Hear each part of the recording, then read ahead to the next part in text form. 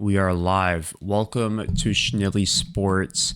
We are live for UFC Fight Night, Brendan Allen versus Paul Craig, and NFL Week 11. Um, let's start off with our recaps. Going over UFC 295. What a great card. Those finishes all around. It was really exciting stuff. You see a lot of green here. But only 0.75 units in profit. And that would be due to Mackenzie Dern, me having a 2 unit bet on her and her basically laying an egg. We also had a draw, which I think that fight should have been stopped and Sadikov should have been given the TKO victory. But Keith Peterson, the referee, the worst referee of all time, kept the fight going, and that ended up pushing because Borshev fought his way back into the fight to win round 3 after getting 10-8'd in the second, which is something you can't really plan for. Everything else hit, though, except Yuri Prohaska. I mean, the last 2 fights were essentially coin flips. Well, I mean, what can I say? All right, moving on. What do you Quick, have? moving on to our recap of Week 10. By the way, shout out to Sam for Diego Lopez at plus 105. Yeah, Slept the guy in the first round. Did not mention that. Surprised you didn't. That was a very nice pick on your end. thank you. Going to Week 10 of last week of NFL, I'm officially off the Patriots bandwagon. I'm a Patriots hater, but for some reason I find myself betting them week after week after week, and after their game in London or Germany, I'm done. Officially done. That was my only loss for straight bets last week, and I'm over it. I'm never betting them again the rest of the year, whether it's spread, whether it's money line. I'm done. Not touching them again. Disgusting. Anyway, moving on to the other 2 picks.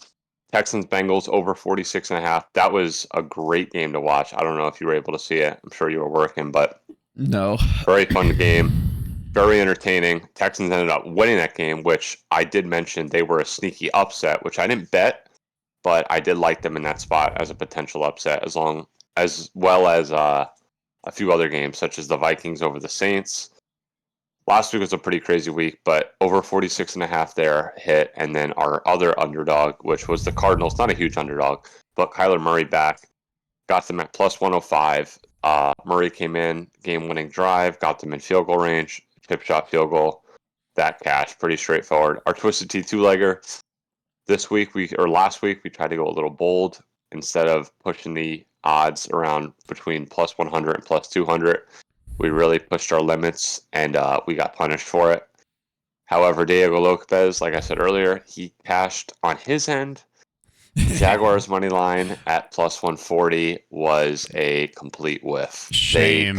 Shame. They got steamrolled pretty much start to finish. I think they lost 34-3.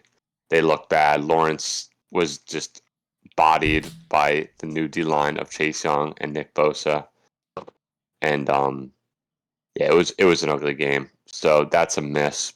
So we're gonna take it easy now on those parlays, as we'll get into later about this week's slate. But moving on to Thursday night football, we have Bengals at Ravens. Did you move the slide, Sam? No, I'm moving it now. Moving on. Slacking. Thursday night, Bengals at Ravens. What do we have? Bengals at Ravens. This game is a weird game in my opinion in terms of betting the over under or the spread. So I like 2 props in this game, specifically the first one, Tyler Boyd, over 44.5 yards. T. Higgins is out again. Those last 2 weeks, Tyler Boyd has averaged just under 90 yards a game. So I think 44.5 is kind of ridiculous. Last week he got just over 115, I think, or he got 110. And with, like I said, with T. Higgins out, besides Chase, he's the clear cut number 2. 44.5, I think, is low for the reason I think this game's going to be kind of scrappy. and it's not going to be a shootout. That's why I'm avoiding the over/under. But I think 44.5 is just too low to not take. I think he's going to shoot between like 60 and 70. And yeah, the other one is Gus Edwards. He's been a touchdown machine. I don't actually have this as a straight bet, the Gus Edwards one. I have this in like a kind of a Hail Mary touchdown parlay that I've been doing. And he is the start of it with Gus Edwards, anytime touchdown at plus 120. So I'm playing that in a quarter unit parlay that I will post later today on Twitter. But Gus Edwards, anytime touchdown at plus 120. Like I said, he's been a touchdown machine. I think he had just one last week. He had 3 the week before, but he finds his way in the end zone. And I like him tonight against the Bengals. So moving on to fight night, Allen versus Craig. All right. Sam, what's the play here? I am looking at Rafael Esteban, my first bet, against Charles Johnson. Let me pull up the odds real quick. Minus 140. Is that what you got it at? Yeah, is it oh okay, the face cam was covering it. I thought I just didn't even have it up. All right. No, they're all up there. Minus 140. Esteban minus 140 taking on Charles Johnson. Esteban has super slick grappling, and he has a constant pressure where he just walks you down, and I like that. And he's got a really grindy style of grappling where he just smothers you. And I don't think Charles Johnson is going to deal well with the pressure. I think the only thing going for Charles Johnson in this fight, in my opinion, is his striking is decent. It's better than Esteban. But Esteban, he doesn't strike to win minutes there. He strikes to get in on the grappling. And Charles Johnson, he's kind of fighting for his job here. He's on a losing streak a little bit. He needs to win this, and I think he's taking a small step down in competition. But that being said, Esteban, I think, is the real deal. So give me him at minus 140. Moving on, Eileen Perez versus Lucy Pudilova. This fight is a little bit sketchy. I'm not gonna lie. I think Pudilova has a real path to victory here, and that is to land the bigger shots on the feet and be able to take down Eileen Perez. That being said, I don't think she's going to be able to do most of those things. She might have a little bit of success in the stand-up, but Eileen Perez, she's got great wrestling and a great submission game. I think she's gonna look good here in dominant fashion. Moving on, Jonathan Pierce versus Joanderson Brito, minus 135. I got Jonathan Pierce. This is going to be an absolute war, an absolute car crash. Somebody is getting their ass beat in this fight. I think Joanderson Brito is always live in round 1 for a KO. But after that, I think it's all Jonathan Pierce. I think he's going to have the slight cardio advantage. And I think he can break Joanderson Brito late into the fight, maybe late round 2, round 3. So give me Jonathan Pierce. As long as he survives round 1 against Brito, I think he should run away with this one. Moving on, I got Amanda Ribas minus 260 against Luana Puniera. I think their grappling is just going to cancel out, and this fight is going to be a boxing match. Amanda Ribas has great boxing. She hasn't carried too much power, but she has violent intent in her shots, and sometimes that's all you need. And she's got high output in her boxing, good striking defense. And Luana, I think, is just a step behind in those aspects, but she hits like a bro. Like, she will throw all her power into a strike, and she could win the moments on the feet, with Amanda Ribas winning the minutes. So it's really just up to if Puniera can land a big shot in each round and steal the round, which I don't think is going to be the case. Moving on, Michael Morales, money line. I'm playing it straight. Usually I parlay things that are this juiced. It's sitting around minus 290 right now. He's taking on Jake Matthews, who I don't hate his striking. He's got fast hands, but Michael Morales is just special, man. This guy is a prodigy. He his striking is just absolutely amazing to watch, and his power is incredible. And he's pretty well rounded too. Like, if Jake Matthews tries to wrestle here, like I think he will. I don't think Michael Morales is going to be completely out of his depth here, to be honest. Give me minus 260 on Michael Morales, and those are all my straight bets. The card is a little lackluster. It's not. There's some interesting matchups, like for instance, Jonathan Pierce, Joannis, and Brito. I think that's gonna be an amazing fight. But it's like name value wise, not too much going on. No money on the main event. No, I'm gonna hold off on it. I feel like I'll talk about it real quick. Paul Craig is coming down a weight class, and he looked really good in his last fight against Munoz. I And think we bet on that. Did we not? I don't think so. Really? I feel like I remember watching him fight. It could be the one before. But anyway, yeah, I think probably the one before that fight. He got a submission over Munoz, and nobody does that. Munoz is so slick on the ground, and Paul Craig's striking looked improved. I think Brendan Allen he had a couple bumps in the road early in his career, but he looks incredible now. Like, he is a legit prospect at middleweight. We'll see though if Craig can get past Brendan Allen. This dude, he's gonna be a problem for some middleweights who haven't really seen grapplers of that caliber. I think Brendan Allen's gonna win though. I think he's sitting around minus 190, minus 200 on the money line. He's just way more well rounded.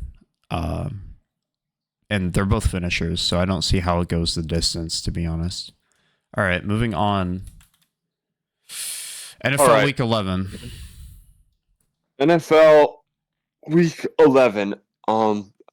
These games this week are a little weird. There's a lot of one-sided games. So, and I'm always not big on betting big favorites on its spread. So I avoided games like the Cowboys versus the Giants, or not the Giants, Cowboys versus the Panthers, Giants, Commanders is just not a good one in my opinion. There's just a lot of weird games this week. Okay, But can I say something? what? What are your thoughts on Giants plus 9.5? Are they 9.5? Yeah, Oh, they are. They're Commanders. 8.5. I got them at 8.5. Oh, I see 9.5 here.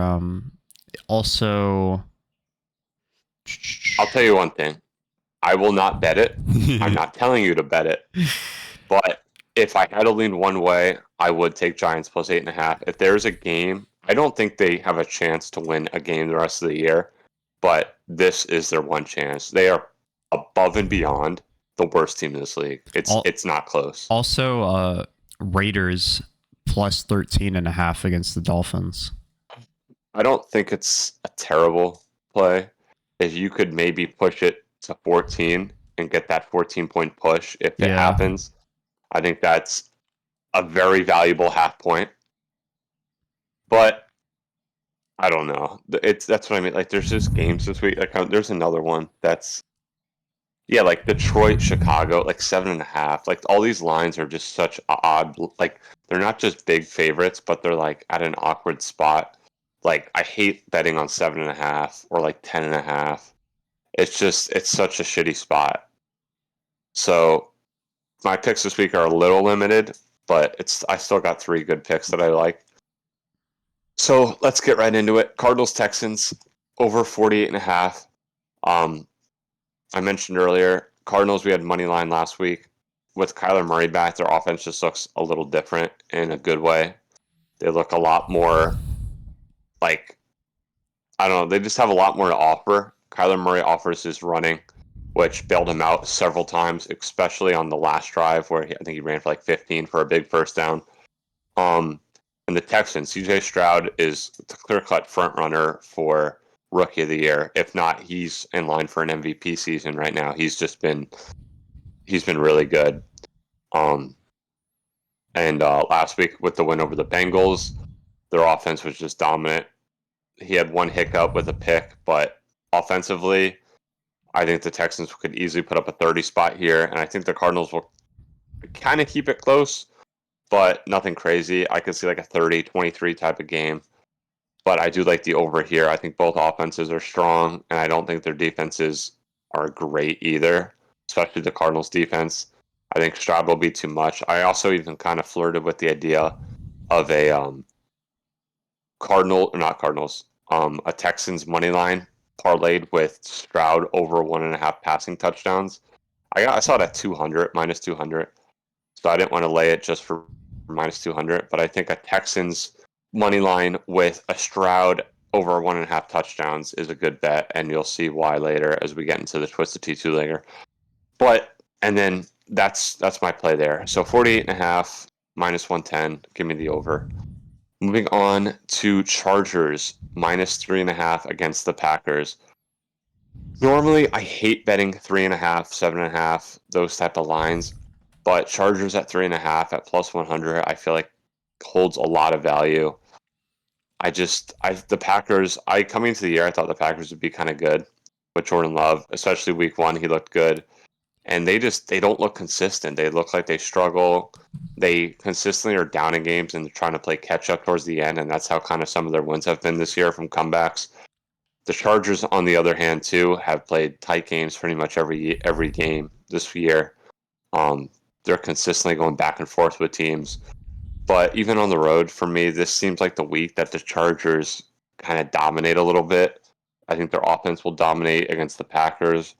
And I could see them winning by like 5-6. I could see the Packers trying to lead down a last second drive down like 6, and they just fall short. And if they come back and win, then shit. That's just how shit goes for the Chargers lately. Really, not even lately. For the last couple of years, that's just kind of how the Chargers have been. But for me personally, I think this is a spot for the Chargers to have a nice, comforting win by 6+. So Chargers at minus 3.5 plus 100, I think holds a lot of value.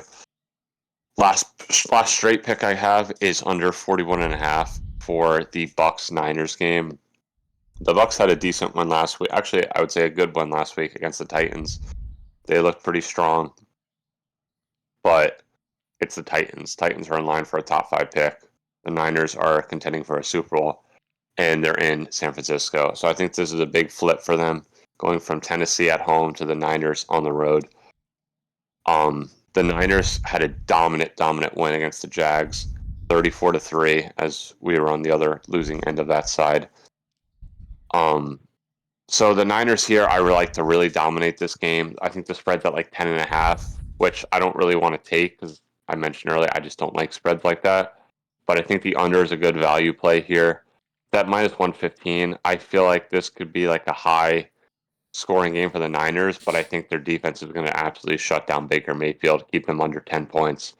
So right now I'm leaning like a 27-10 type of win for the Niners. So a big win, but I even though I have them winning by a lot, I don't like the 10.5 point spread. It's just too much. It's not something I like to play. I don't think it's a bad play. It's just not something I'm interested in. I think the 41.5 is a safer play. So it can be 41.5 for the Bucks Niners. And moving on to our Twisted T2 legger. Last week we got burned at plus 380. This week we're playing a little safe, even though Sam wants to go the other route and double dip into last week. I disagree. I think we need another safe pick, and I think these two are as safe as it gets. We're 6-4 in the year. I don't know how many units up, but I'd say we're at least 4.5 units, probably. Right? Yeah, I mean, yeah. A lot of the wins, we had one like plus 220, pretty plus big 150. odds. Yeah. But this week, it's pretty much just a straight play almost. It's at plus 101. I mentioned earlier, I like the Texans a lot against the Cardinals. So I just have Texans money line straight up. It's minus 240. Not great, but I think it's a very safe play. I like them to win that game. And then obviously Sam mentioned Amanda Ribas. Ribas. I don't know how Rebus. Amanda Rebus. Ribas. Amanda Rebus, you already mentioned at minus 240. So both picks at minus 240. Puts us at plus 101. Trying to get to 7-4 on the year on these two leggers. I think they're both very safe plays. And it's not the best odds, but I also feel like it's a nice free bet. So at plus 101, Texans money line, Amanda Ribas. Those are the plays. Monday night, I don't have anything in yet, but I definitely will be.